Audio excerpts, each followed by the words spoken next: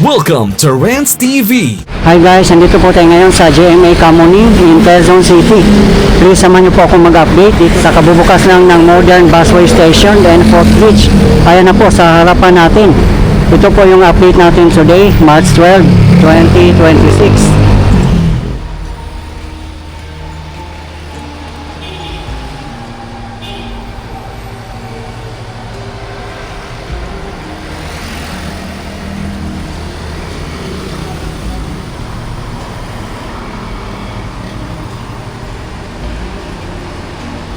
Ayun lang po ang existing footbridge na tinaguri ang Mount Camoning dahil sa taas niya tuktok.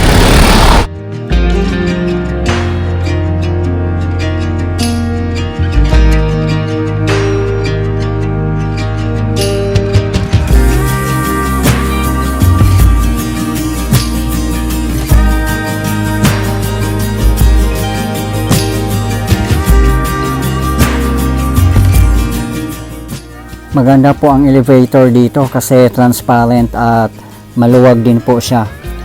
At wala na pong escalator dito. Hagdanan lang at elevator meron.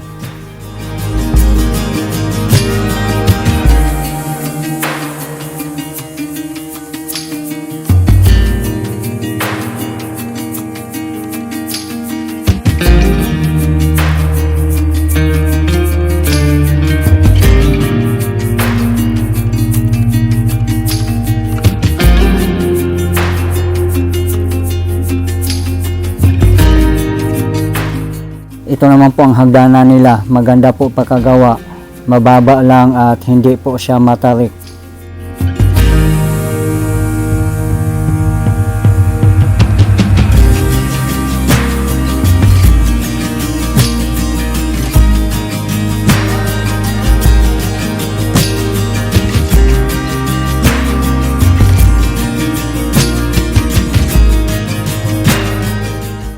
Ayan lang po ang elevator.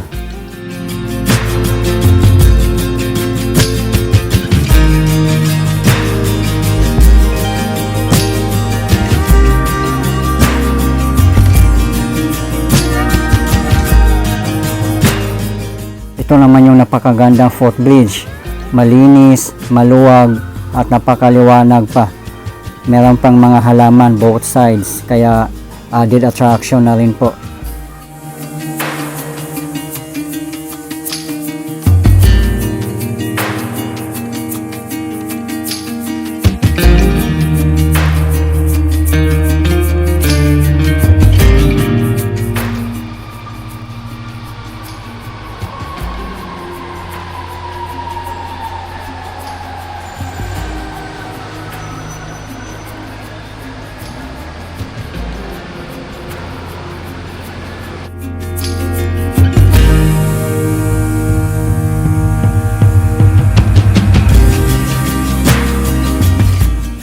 Sa ngayon naman, yung wheelchair lift po dito ay hindi pa po siya operational.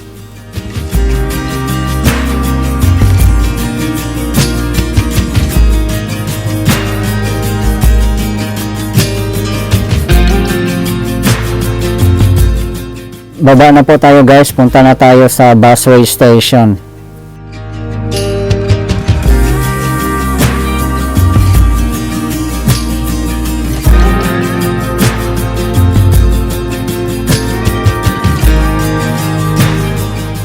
Kung tatawid lang naman po kayo, didiretso na po kayo dito, hindi na kailangan bumaba pa sa ground.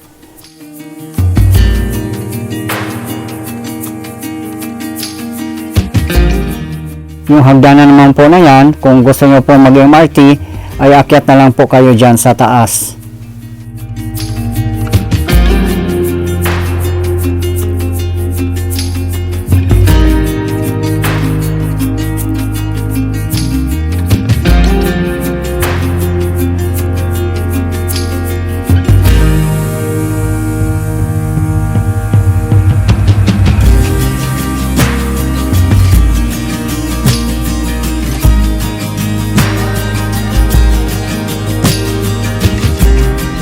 Comment nga din sa previous video natin na sana pinturahan daw ito ng puti yung sa ilalim ng bridge, yung sa ilalim Kasi wala pang pintura dito kaya madilim tingnan.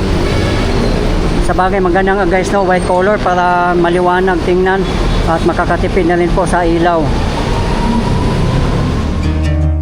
Yan naman po sa tapat natin ay pa-northbound. Meron siyang elevator at hagdanan. Wala rin pong escalator.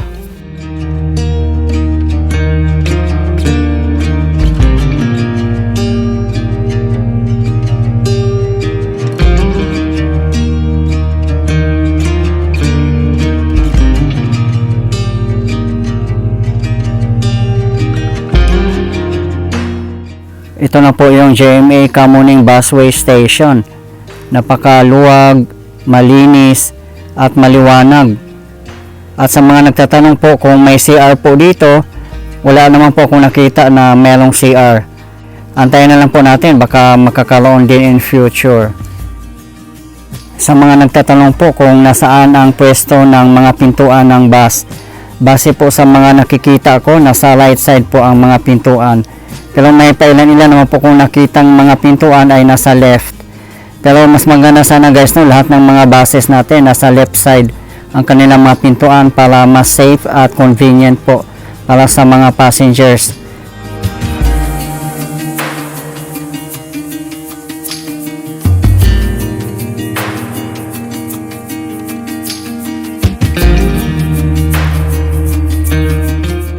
Akyat naman po tayo guys, dito naman po tayo sa northbound. May wheelchair lift din po dito at operational na po siya.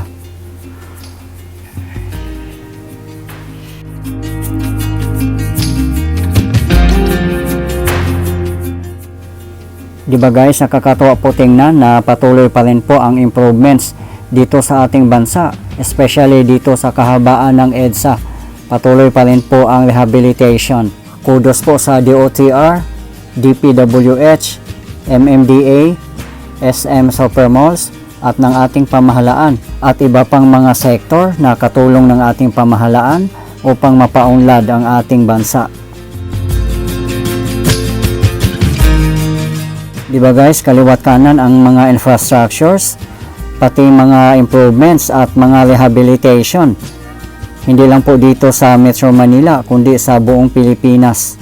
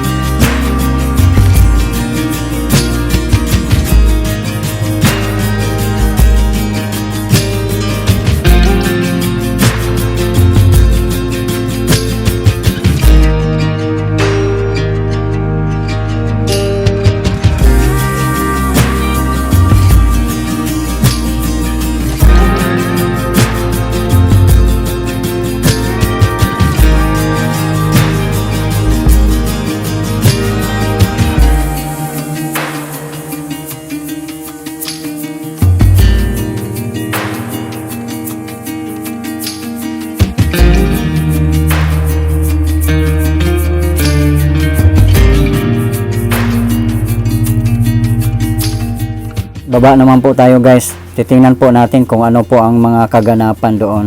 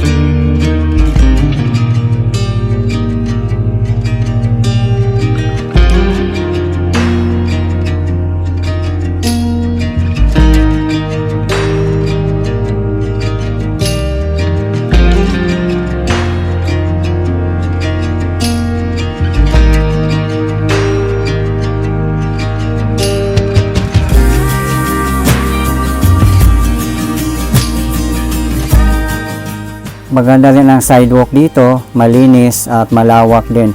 Siguro nasa 2 meters din po ang lapad. As you can see, marami ding mga vendors dito ngayon na naghahanap buhay.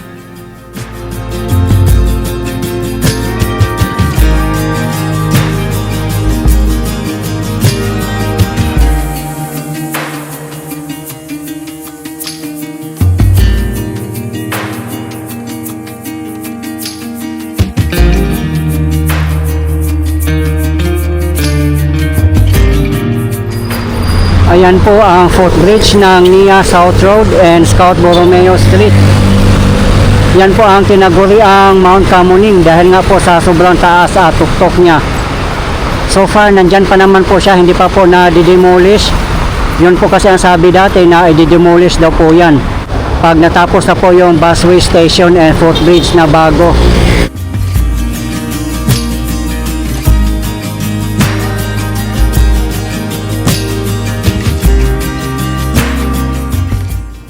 meters or 30 feet po ang taas ng footbridge.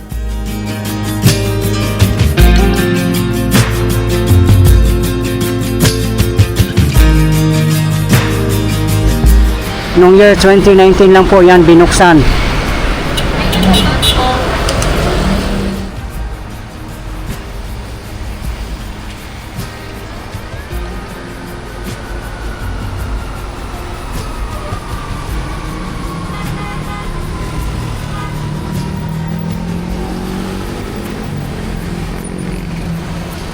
Ayan lang po ang bagong busway station and footbridge.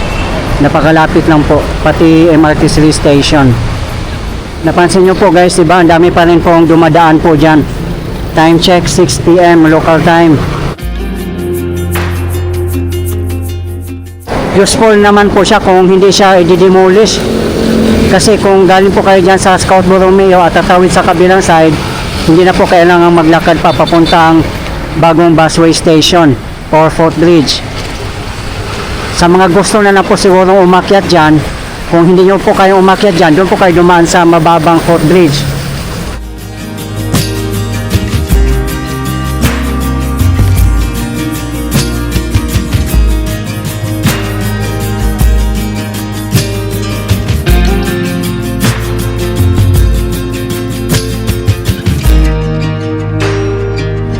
Akyat tayo guys, sakay tayo ng elevator.